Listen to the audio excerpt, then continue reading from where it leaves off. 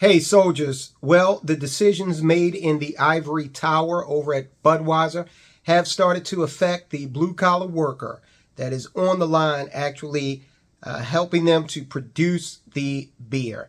That's right. The boycott marches on, and one of the things that Melissa Heinerscheid and Brendan Whitworth, who I've heard called Brendan Whitworth-less, so the focus is turning on him now, the CEO. We did the report where we showed you people want him gone. That course is growing. And it will grow from here because now we've got folk who are line employees, blue-collar workers, not making, anywhere near the amount that Heinerscheid and Whitworth make. And the reason why I bring that up is because when you compensate executives, you do so with the idea that they're going to make good decisions. They're going to make decisions that are productive and help the company grow. That's exactly the opposite of what has occurred here. Heinerscheid was getting paid for putting the company in the toilet, losing $27 billion. The buck stops at the CEO's desk. Not only has he signed off on the ad that originally went out, and please, if he didn't, then he's negligent as hell. But he's also signed off on subsequent ads that have only made the controversy worse. Like, for example, this latest ad with, I believe this guy, guys, I don't follow pro sports. I don't know who the hell this guy is, but I think he's in the NFL. In any event, watch this ad. I think you're going to find it very interesting. You're a smart audience. You're going to notice it right away, and then we'll talk about it on the other side.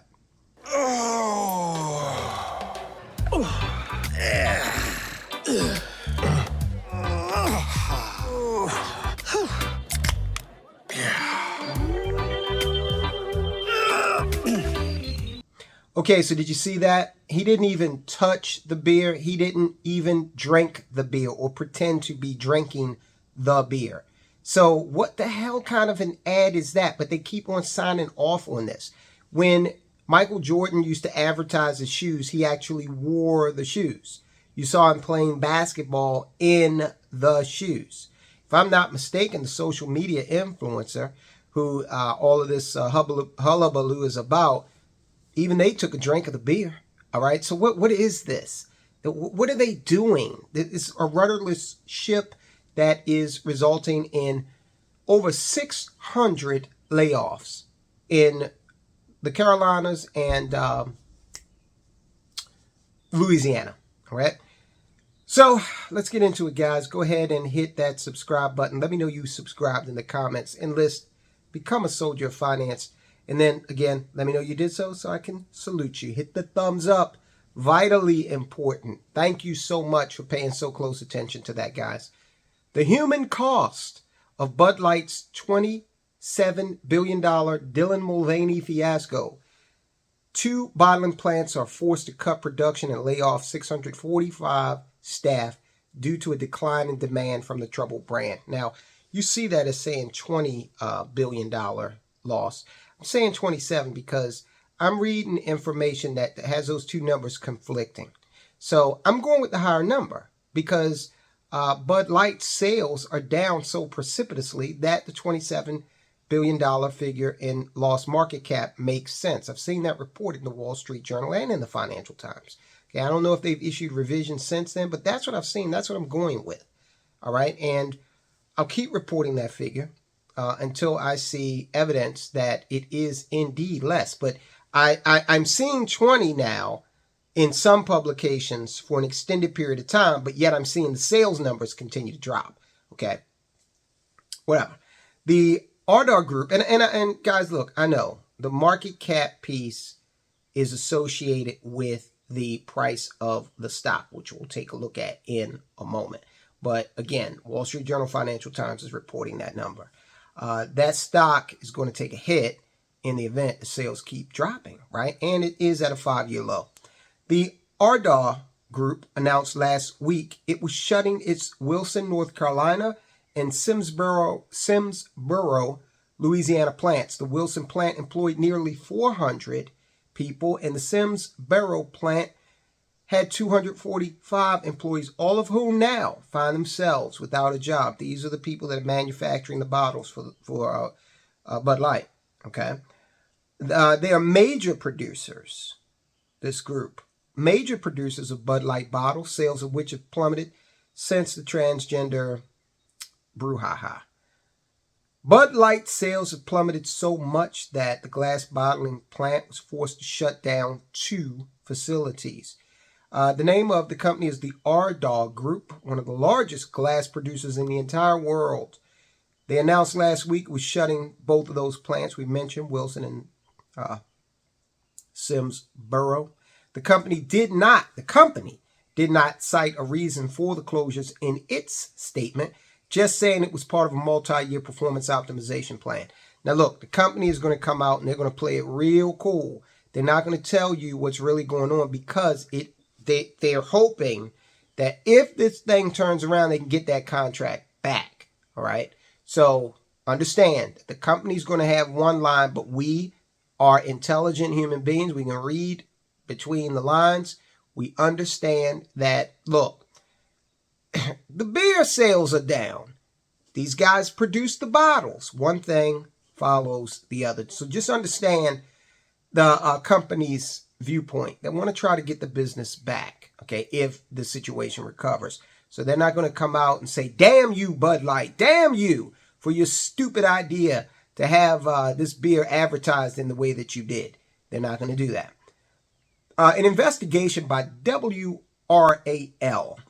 found Ardagh was forced to close the plants due to declining sales of Bud Light, one of its major contractors.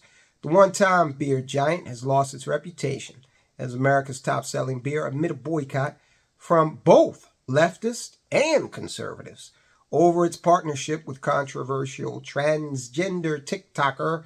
We call this person DM. We don't mention their name because we might, generate the ire of YouTube, because there's certain things they don't want you to talk about. You can talk about whatever you want to on social media. You just got to be careful, okay? Got to work within the terms of service. All right, so the individual, the influencer, 26 years old, recently slammed the company for not supporting them amid the backlash to their March Madness ad. Now, we did a report on that. Can't figure out why they are slamming the company. You got paid, all right? You got name recognition like crazy. And to the extent people are threatening you, which is what the influencer said was happening, following her, doesn't feel safe, then you need to call the police. Somebody in the comments asked, why should they call the police? Because if this is really happening, you want a police report, right? I don't know where this person lives. Maybe they live in a state where they have the right to defend themselves and can carry a gun. But maybe they don't. And maybe even if they do, they still don't want the hassle of having to deal with that. Okay, so yeah, if someone's following you, if someone has threatened you, if people are coming to your home uninvited and harassing you, I'm mystified who this commenter thinks we should call. Yeah, the police. All right, so the workers at both North Carolina and Louisiana, both of those bottling facilities, have said they've faced decreased production since the promotion in question was posted in early April. They would know. They are right there at the plant. Another problem with this is people like Heiner Scheid and the CEO Whitworth. Look, it's the ever-present conflict between flyover country and our betters, okay? The Ivy League educated betters that they know it all, right? So they don't know their customers, the executives over at Bud Light, Budweiser, Anheuser-Busch. They don't know their workers, okay? Now, they're supposed to be responsible for everybody in the supply chain in terms of productivity, and making sure the business is humming along and growing to sustain these jobs. When I first came out of corporate America, my wife and I inherited a trucking company from a relative who passed away. And I tried to keep that company going, but trucking is a tough business. I tried to keep the company going, and it just wasn't possible. We were facing increased fuel, decreased rates. Then 2008, 2009 came. We ended up having to sell the equipment and the routes. We actually sold one piece of equipment, a tractor, to one of the drivers. And I hope he's still out there doing well. I'm sure he is. Great guy.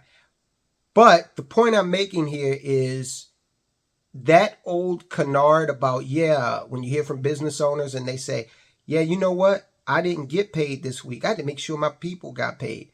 I did that a few times, all right, with that trucking company.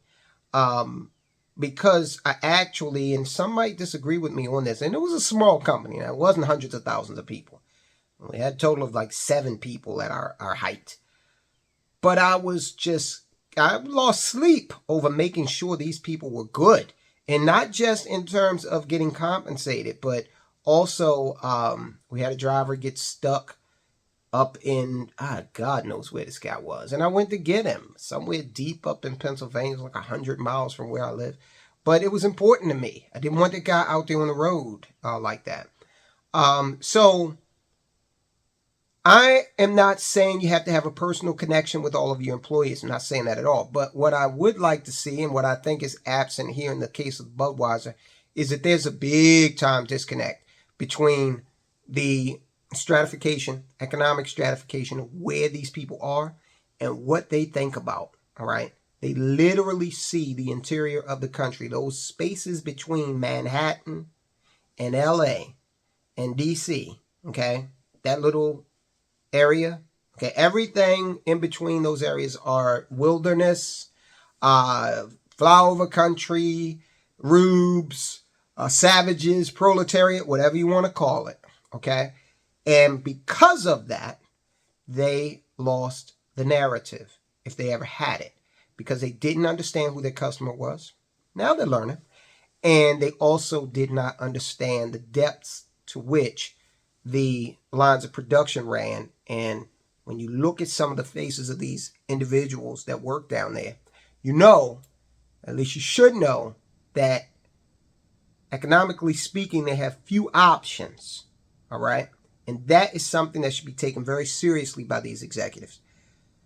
By May 18th, in an internal memo obtained by the news station, and we're talking WRAL, company executives said they would shut down the 2 plants due to slow sales with Anheuser-Busch InBev, the parent company of Bud Light. So this investigator that's investigated the network, they found the real reason why this is happening. It was what we all suspect, right? Longtime employees explained that the majority of their business was making bottles for Budweiser and Bud Light. Naturally, it was the #1 selling beer in America till recently.